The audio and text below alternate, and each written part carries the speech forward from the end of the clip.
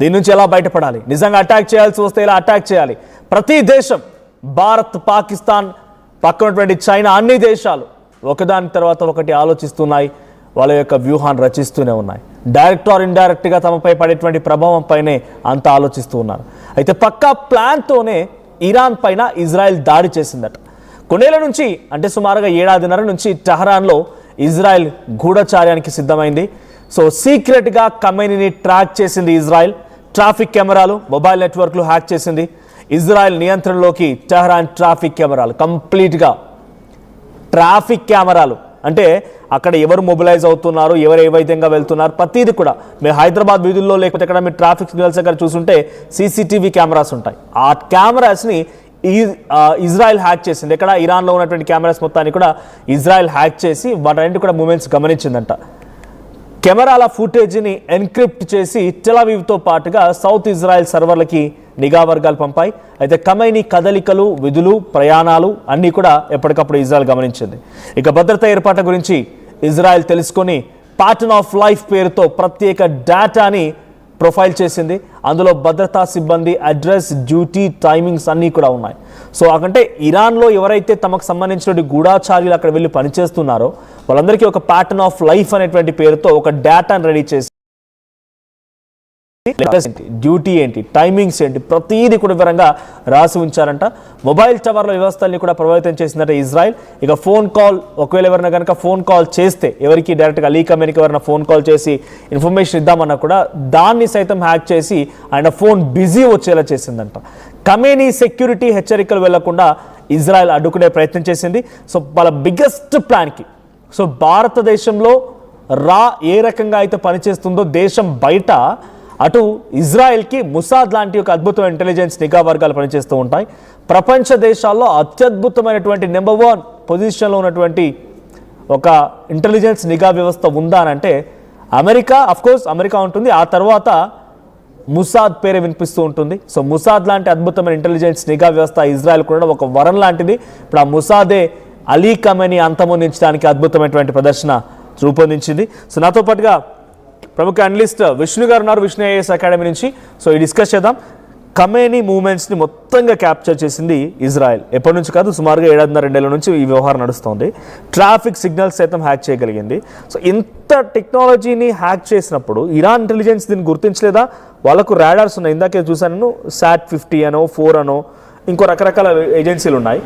వాళ్ళ దేశంలోకి ఇతర దేశాల నెట్వర్కింగ్ ఏదైనా హ్యాకింగ్ చేసే అంశాలు ఉంటే కనుక 250 కిలోమీటర్స్ దగ్గర రాడార్ని హ్యాక్ చేసి కంట్రోల్ చేయగలుగుతుంది ఇరాన్ అని చెప్తున్నారు. అంటే దీనికి ఏం పనిచేయలేదు అలాంటివన్నీ కూడా.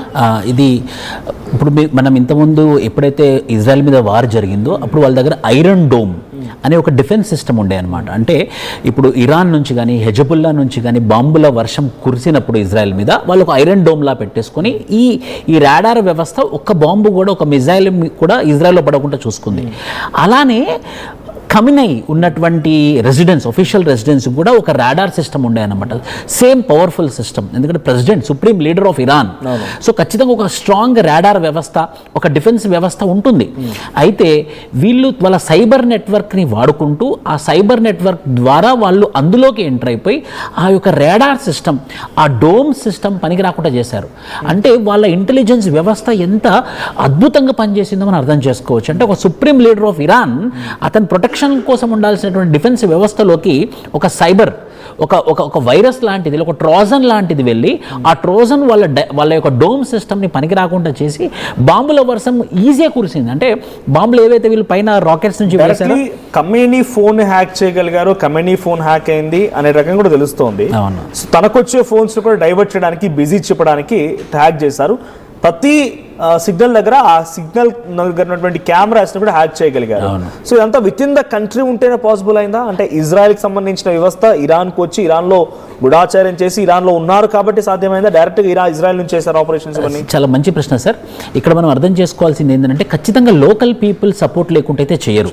అయితే డెమోక్రటిక్ రిఫార్మ్స్ కోసం అడగడము, మాకు రెజీమ్ చేంజ్ కావాలని పీపుల్ కూడా మూవ్మెంట్ చేయడం, మనం తెలుసు లాస్ట్ మంత్ ఎంత బ్రహ్మాండమైనటువంటి మూవ్మెంట్ అయిందో ఇరాన్లో.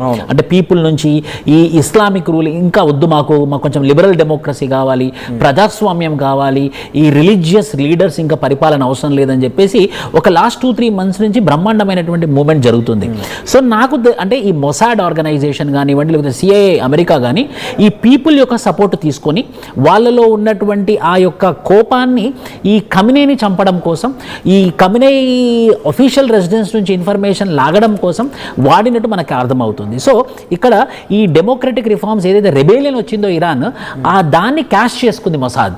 పీపుల్ దగ్గర నుంచి ఇన్ఫర్మేషన్ తీసుకోవడం, డాటా తీసుకోవడం, అందుకు ఒక pattern of life last 1.5 year నుండి ఈ రెవల్యూషన్ కూడా ఇజ్రాయెల్ కారణమా? ఈ రెవల్యూషన్ ఖచ్చితంగా Israel and United states of America అని చెప్పొచ్చు. ఎందుకంటే ఇప్పుడు ఎవరైతే రాజా పెహల్వీ ఉన్నారో, ఇప్పుడు నెక్స్ట్ షా, ఇప్పుడు నెక్స్ట్ రూలర్ కాబోతున్నాడు, he is very very cash party అని చెప్పొచ్చు. అంటే వెరీ బిలియనియర్. ఆయన పంపు చేశాడు మనీ, ఆయనకి యూఎస్ఏ నుంచి సపోర్ట్ ఉంది, అతనికి ఇజ్రాయెల్ నుంచి సపోర్ట్ ఉంది. సో ఖచ్చితంగా మనీ అయితే పంప్ అయిందని చెప్పేసి చెప్పొచ్చు. ఇది మనమే చెప్పడం కాదు, ఇంటర్నేషనల్ అటామిక్ ఎనర్జీ ఏజెన్సీ కూడా దీన్ని ఒప్పుకుందనమాట. సో ఈ ఏవైతే డెమోక్రటిక్ రిఫార్మ్స్ జరుగుతున్నాయో పీపుల్లలో మాత్రము అడుగుతున్నారు, ఆ డిమాండ్ ఉంది పీపుల్లలో. కానీ అది ఇంకా పెద్ద ఆర్టిఫిషియల్ మూమెంట్ అవ్వడానికి కారణం మాత్రం ఖచ్చితంగా డబ్బులు, ఫైనాన్సెస్ అయితే వాళ్ళకి ట్రాన్స్ఫర్ అయినట్టు మాత్రం మనకు తెలుస్తుంది. అది మాత్రం వాస్తవమే. బట్ దాన్ని ఒకటే తీసుకొని పీపుల్లో రెబేలియన్ రాలేదంటే మాత్రం అబద్ధం. పీపుల్లో రెబేలియన్ వచ్చింది, పీపుల్ ఒక రెజిమ్ చేంజ్ కోసం అడుగుతున్నారు. సో ఇక్కడ మనం గుర్తుంచుకోవాలి, ఇంటర్నల్ వార్ ఉంటే ఉండదు కావచ్చు, బట్ డెఫినెట్ గా